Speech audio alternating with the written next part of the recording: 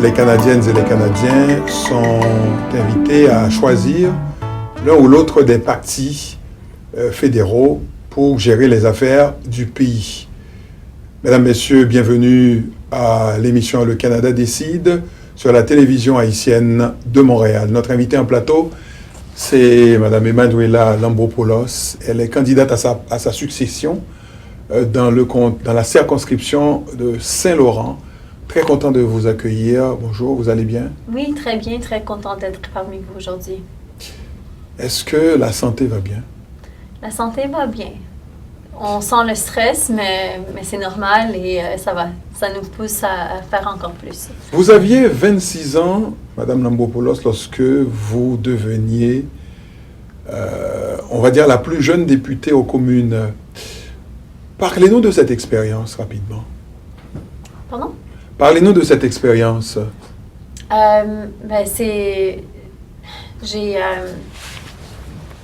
vrai que j'étais la plus jeune députée. Ça fait 2 ans et demi que j'ai cette expérience d'être la plus jeune et c'était une bonne expérience. J'ai vraiment aimé le fait que j'étais la plus jeune. J'avais toujours... J'étais la voix des jeunes à la Chambre des communes. J'étais aussi enseignante avant, alors j'ai cette expérience avec les jeunes et puis je trouve que je les représentais très bien. Mais aussi, j'étais une jeune femme. Et puis, on sait que les jeunes femmes n'ont pas nécessairement les mêmes opportunités que les hommes, que les jeunes hommes et que les hommes. Alors, le fait que je pouvais être une voix forte pour les femmes et pour les jeunes femmes, c'était une excellente expérience. J'ai vraiment aimé ça. Vous aviez été enseignante, jeune, je le disais tout à l'heure. Pourquoi vous avez décidé de faire de la politique? Vous pourriez faire autre chose? Pourquoi la politique, justement? Je me suis jointe au Parti libéral quand j'avais 17 ans, en fait. Alors, j'étais une jeune militante libérale. Et puis, j'ai jamais vraiment arrêté. J'ai commencé comme bénévole et ensuite, je me suis jointe à l'exécutif à Saint-Laurent dans l'Association libérale fédérale. Et puis, en même temps, je faisais mes études. Alors, je suis allée à l'école Vanier, ensuite à McGill, et j'ai fait l'éducation. Je suis devenue professeure et enseignante au niveau secondaire. Et à chaque année, j'enseignais à mes enfants, à mes élèves, l'importance de la politique, l'importance de notre système démocratique, du fait qu'ils ont le droit de voter un jour, qu'ils auront le droit de voter. Je stressais souvent l'importance de participer dans la vie politique, d'avoir sa voix entendue. Et j'avais parlé avec plusieurs amis, même avant de la politique. Je disais souvent qu'un jour, je me présenterais. Je pensais que ce jour-là viendrait beaucoup plus tard, parce que j'aidais toujours M. Dion, qui était mon prédécesseur. Et puis... mais un jour, j'ai entendu la nouvelle qu'il allait démissionner. Et puis, il fallait que je pense vite. Il fallait que je me dise, OK, c'est soit maintenant, soit on ne sait jamais quand. Parce que n'importe qui prendra la place de M. Dion, je vais aider cette personne parce que je suis déjà dans l'association. Fait que j'ai su que ça pourrait être dans très longtemps une autre occasion de le faire. Donc, il fallait battre le fer pendant qu'il était chaud. Exactement. Je me disais, pourquoi pas essayer? Je ne pensais pas nécessairement que j'aurais gagné. Oui, la possibilité était là. C'était une surprise pour vous? Si je vous montre des messages que j'ai déjà eus avec des personnes quand je faisais ma décision, vous allez voir que je disais toujours que je pourrais gagner Saint-Laurent. Mais je ne savais pas qui allait être mes adversaires. En face de je vous, ne savais pas qui était là, fait que ça pourrait être à n'importe qui, vraiment. Mais on a travaillé très, très fort et finalement, nous avons eu du succès. Ouais. Actualité oblige, les chefs des 4 principaux partis étaient en débat. Ils ont croisé le fer hier soir à la télévision. Quel genre de regard vous portez sur la performance, sur le débat à large, mais surtout sur la performance de votre chef, le Premier ministre sortant, Justin Trudeau? Ce que je pense, c'est qu'il était très, très bon, il était fort. Il a bien défendu notre plateforme, qu'est-ce qu'on a fait depuis les 4 dernières années et où on va dans les prochaines 4 années. Et puis, je pense qu'il y avait une très grande différence entre lui et M. Scheer, le leader du Parti conservateur. On a vraiment vu du leadership de la part du premier ministre et on a vu que M. Scheer ne donnait pas des réponses claires. Il était très flou avec tout ce qu'il disait. Et puis, savant que les deux partis, le libéral et les conservateurs, sont de tête à tête. Ils sont les deux qui sont les plus forts en ce moment. Oui, parce que le dernier sondage vient de donner une, on va dire, légère avance aux conservateurs après sortie de ce débat. Première, deuxième place sont les libéraux conservateurs. Ouais. Alors, le fait que Andrew Scheer était the weakest link, il était vraiment le plus faible hier durant le débat et M. Trudeau était un des meilleurs. Je pense que ça va faire une très grande différence au Québec. Ça va faire une très grande différence au Québec. La plateforme de votre parti, comment est-ce que vous êtes confortable avec ça? Très confortable. Parce que qu'est-ce qu'on va faire? Bien, on met l'environnement de l'avant. Nous savons que nous sommes à un point où on ne peut plus ne pas agir. Il faut absolument agir sur l'environnement. Il faut absolument avoir un plan concret par rapport à avoir zero net emissions. Et on essaie vraiment de le faire d'ici l'année 2050. Et puis, avec le plan qu'on a, je pense qu'on va réussir à recevoir ça. Puis, je pense que, comme j'ai dit, ça devient les libéraux contre les conservateurs quand on regarde où on est dans les on est à mi-chemin de la campagne, oui? À la moitié de la campagne, pratiquement? Je pense que oui, environ. Il reste 2 semaines environ. À peu près, oui. Ouais. Et je pense que les conservateurs n'ont aucun plan sur l'environnement. Fait que le fait qu'on a un bon plan, et honnêtement, je pense que même le Parti vert n'est pas tant plus vert que ça, que notre parti, parce qu'en ce moment, notre plateforme est très verte. Si vous la regardez, on va mettre 2 milliards d'arbres dans le sol d'ici les 10 prochaines années. Nous allons continuer à donner de l'argent envers l'énergie propre et l'énergie verte. On essaie vraiment de faire beaucoup pour sauver notre planète. Alors, généralement, les politiques qui sont aux abords du pouvoir ne sont jamais les politiques qui sont au pouvoir. Vous convenez avec moi. Votre parti, enfin le Parti libéral, met toujours de l'avant la classe moyenne. C'est quoi la classe moyenne pour un libéral, pour une libérale comme vous, pour les libéraux que vous êtes? La classe moyenne, c'est la personne moyenne, la personne qui vit de jour en jour avec des difficultés parce que la vie n'est pas facile, la vie est ça coûte cher. Et puis, la majorité des personnes ont de la difficulté de jour en jour. Ce n'est pas les personnes qui font en haut de 100 quelques mille dollars par année. C'est les personnes qui, ensemble, toute la maison, les deux personnes travaillent fort pour grandir leur famille, par exemple. Alors, oui, c'est vrai, nous avons vraiment grandi la classe moyenne dans les 4 dernières années. Nous avons soulevé 900 000 personnes de la pauvreté. Alors, selon Statistique Canada, il y a 900 000 personnes qui ne sont plus en dessous le taux de pauvreté. Ensuite, pour les enfants, nous avons diminué le taux de pauvreté chez les jeunes de 40%. Selon Statistique Canada. Fait qu'à cause de l'allocation canadienne pour enfants, les jeunes ne sont plus dans des situations de pauvreté. Il y en a quand même, on a quand même le problème. On essaie encore de donner plus aux familles qui l'ont besoin le plus. Mais en même temps, je pense qu'on a beaucoup fait pour les familles et on essaie encore de mettre des initiatives de l'avant. Par exemple, les initiatives pour acheter la première maison. Ça, c'est quelque chose qui a été mis en place pour les jeunes familles qui aimeraient commencer une famille, les jeunes couples qui essaient de commencer leur vie ensemble. Le gouvernement du Canada va les aider avec leur premier versement sans intérêt. Alors, c'est des choses qu'on fait pour aider les personnes qu'on connaisse tous, qui essaient juste de faire leur vie d'une façon honnête et responsable. On le disait, enfin je le disais tout à l'heure, je le rappelais qu'on est à mi-chemin de la campagne, on est quoi, à 2 semaines de la fin de tout ça. Comment va la vôtre dans Saint-Laurent et parlez-nous de ce que vous mettez sur la table pour vos électeurs, vos mandants. Qu'est-ce que vous leur dites? Qu'est-ce que vous leur promettez? Ben moi, je sais qu'il y a beaucoup de besoins à Saint-Laurent. C'est une circonscription quand même mixte. Nous avons des personnes extrêmement riches et nous avons des personnes extrêmement pauvres. Et moi, j'ai toujours essayé de faire le mieux pour les gens qui en ont le plus besoin. Alors, on a aussi une grande section industrielle où il y a beaucoup d'entreprises. Techniquement, il y a plus d'emplois à Saint-Laurent qu'il y a de personnes.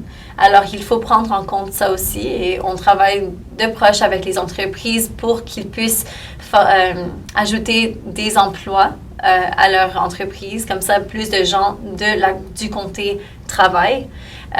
On essaie dans notre bureau de faire des matchs aussi. Fait que si on sait qu'une entreprise cherche des travailleurs et on a des personnes qui viennent à notre bureau, ils nous disent « j'ai pas un travail », on essaie de leur mener dans la bonne direction pour qu'ils puissent... Les accompagner. Exactement. On essaie de faire notre mieux lors de leur expérience à notre bureau et on n'offre pas seulement des services, disons, en immigration, mais on va essayer de les aider de plus. Ensuite, comme j'ai dit, l'allocation canadienne pour enfants, ça a aidé plus de 10 000 familles à Saint-Laurent. Et puis, à chaque mois, ils reçoivent environ 400 $ par enfant, dépendamment de quel est leur revenu. Mais ça aide beaucoup. Et quand j'y vais aux portes, c'est ça que beaucoup de familles me disent. Sans vous, je ne sais pas qu'est-ce qu'on ferait. Alors, pour moi, quand j'y vais aux portes et quand j'essaie de transmettre le message du parti, c'est vraiment que si on aimerait continuer à aider les gens d'une façon qui compte vraiment, qu'ils sentent qu'on les aide parce qu'ils le voient dans leur compte bancaire, ben c'est important qu'on puisse continuer à faire ce travail en 2019 après les élections.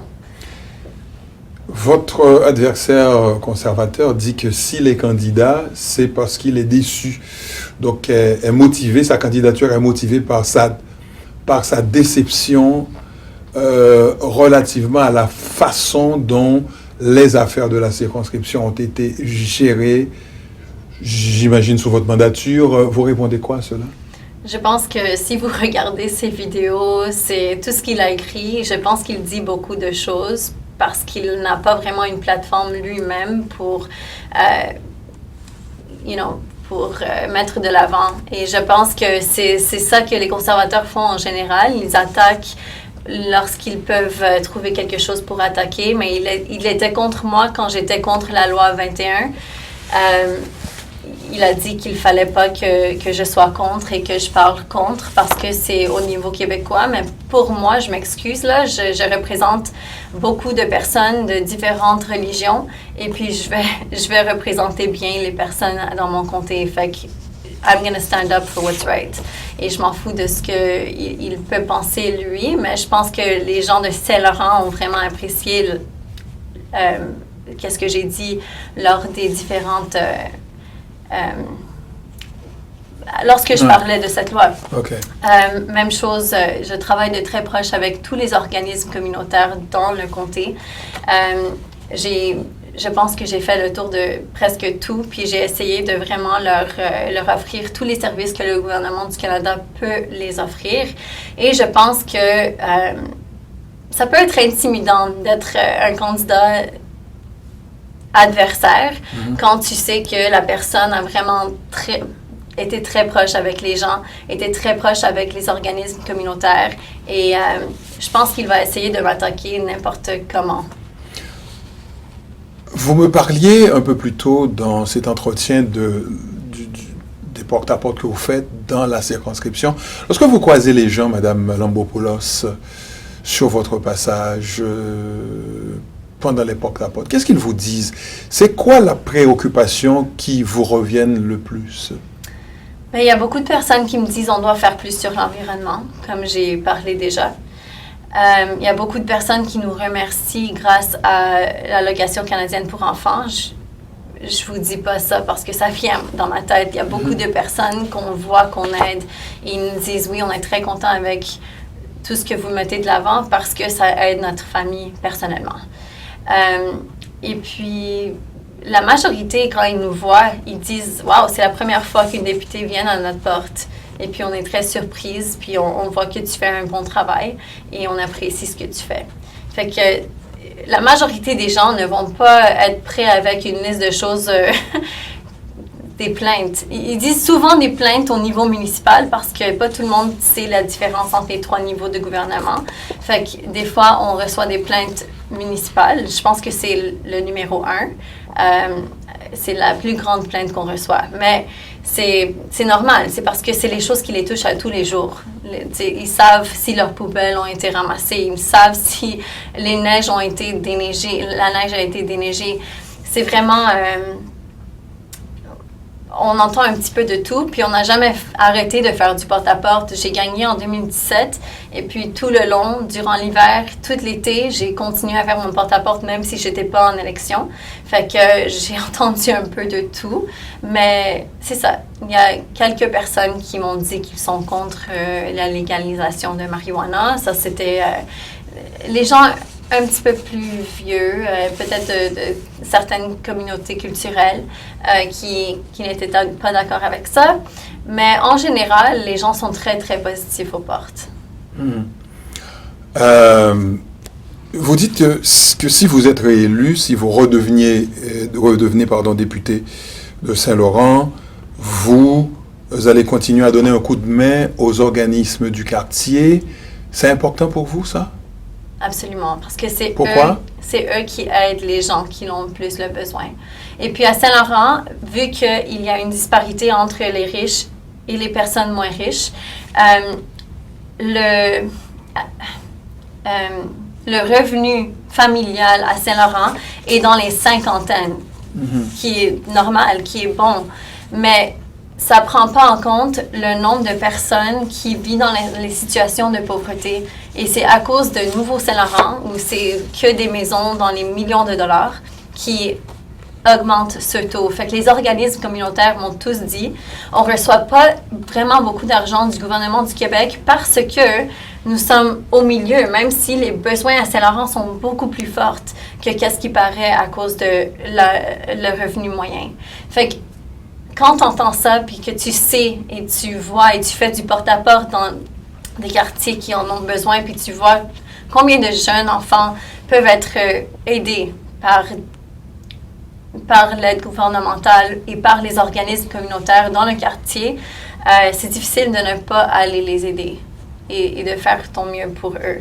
Fait que, tu sais, je dis à toutes les entreprises et à tous les organismes de faire une application pour Employabilité Canada. J'essaie vraiment d'être proactive pour laisser savoir aux gens pour quel projet ils peuvent appliquer, parce que c'est mon rôle, je trouve, comme députée. Je ne pense pas que tous les députés le font, mais notre bureau est très, très proactif dans ce respect.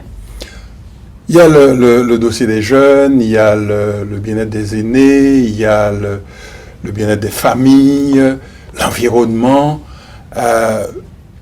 Quel est le dossier, quel dossier, si d'aventure il advenait que vous soyez réélu député de Saint-Laurent, quel est le dossier auquel vous vous attaquez immédiatement? Quel est le dossier qui vous paraît le plus prioritaire? Pour moi, personnellement. Oui. La continuation à l'aide aux familles. Tackling poverty is my top priority. Alors, j'irai toujours contre. J'essaie de.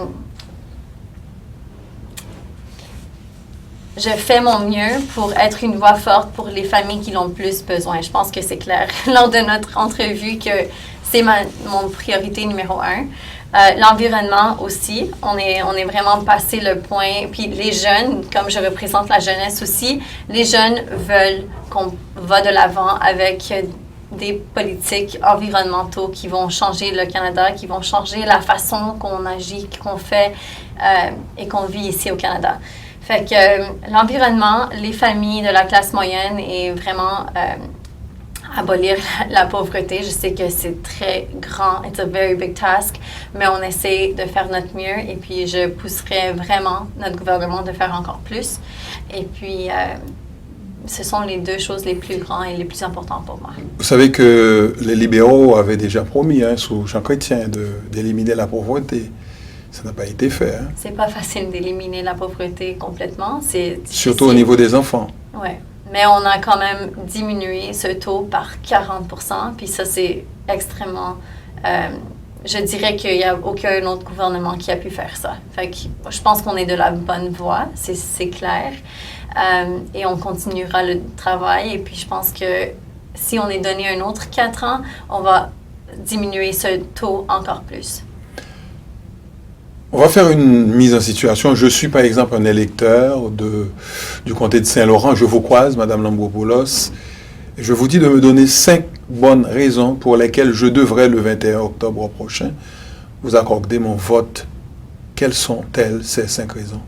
Parce que je suis une jeune femme et je œuvre pour les jeunes personnes et pour les femmes. Je suis une forte représentante par rapport aux... premièrement... ouais, c'est ça. Je suis I'm a young woman and I'm a very strong young woman and I represent young people very well in Parliament. Les femmes, comme j'ai dit, j'étais sur le comité permanent de la condition féminine et j'ai vraiment poussé pour les projets pour les femmes, pour aider les femmes en situation vulnérable. Alors, c'est une des choses que j'essaie de faire le plus. Ensuite, comme j'ai dit, je viens d'une famille qui n'avait pas vraiment beaucoup d'argent quand j'ai été jeune. Je sais qu'est-ce qui est le travail fort, quand les parents travaillent fort pour donner à leurs enfants tout ce qu'ils peuvent. Et puis, je suis très sensible à ça. Alors, j'essaie le mieux que je peux d'aider les personnes qui ont le plus besoin. Notre bureau prend très au sérieux les cas d'immigration aussi. Nous avons une experte en immigration qui travaille depuis 20 ans, Pina Frangella, pour la Chambre des communes. Et puis, elle est excellente quand ça vient au cas et des dossiers en immigration. Fait que ça, c'est la raison numéro 3. Je suis très, très proactive et il n'y a rien qu'on laisse passer. Notre bureau est toujours là pour répondre aux besoins des gens, mais aussi, si c'est une journée où on n'a pas beaucoup de rendez-vous, nous allons trouver des choses à faire. Nous allons essayer de faire des rendez-vous avec des entreprises, avec des organismes communautaires pour voir comment on peut les aider. Et vous pouvez demander probablement à la moitié des entreprises à Saint-Laurent et des organismes communautaires et ils vont vous dire « Oui, on a déjà eu une rencontre avec Emmanuela Lambropoulos. » Et puis, elle voulait savoir comment elle pouvait nous aider. Et puis, finalement, on donne non seulement les services fédéraux, mais on essaie vraiment d'aider les personnes avec leurs besoins en général. Nous avons fait 2 années de suite des paniers de Noël. On a invité toute la communauté laurentienne d'amener des trucs pour donner aux familles. Et puis, on a pris une journée, il y avait 50, 60 bénévoles qui ont tout mis ça dans des boîtes. Et puis, une autre journée, on a pris pour livrer les boîtes aux familles qui avaient le plus besoin. Puis on a reçu ces noms-là des organismes qui travaillent avec ces familles. Fait qu'on essaie vraiment le plus possible d'être actif dans la communauté, d'être des leaders dans la communauté, d'être là pour les personnes qui l'ont besoin, comme j'ai dit 1000 fois déjà. Et puis, c'est ça, on aimerait la chance de continuer. Nous sommes une équipe dynamique de jeunes femmes, mais nous inviterons les hommes aussi à venir faire une application. Je pense qu'on cherche une personne dans le bureau. Et puis, c'est ça, nous allons continuer à faire notre bon travail. L'entrevue s'achève. Vous avez dit énormément de choses. S'il y a une chose que les gens doivent retenir, les électeurs vous regardent, adressez-vous à eux, c'est à vous. OK. Allez-y. Je suis une personne extrêmement honnête. Si jamais vous voulez venir me voir, je pense que tout le monde qui me connaît déjà le sait. Je suis une personne qui est là pour les bonnes raisons et j'aimerais la chance de continuer de vous représenter à Ottawa et de continuer à travailler pour vous parce que c'est pour ça que je suis ici. Notre invitée, mesdames, messieurs, chers amis téléspectateurs, c'est madame Emanuela Andropoulos, qui est candidate à sa succession dans Saint-Laurent pour le Parti libéral du Canada. Merci d'avoir été là. À la prochaine.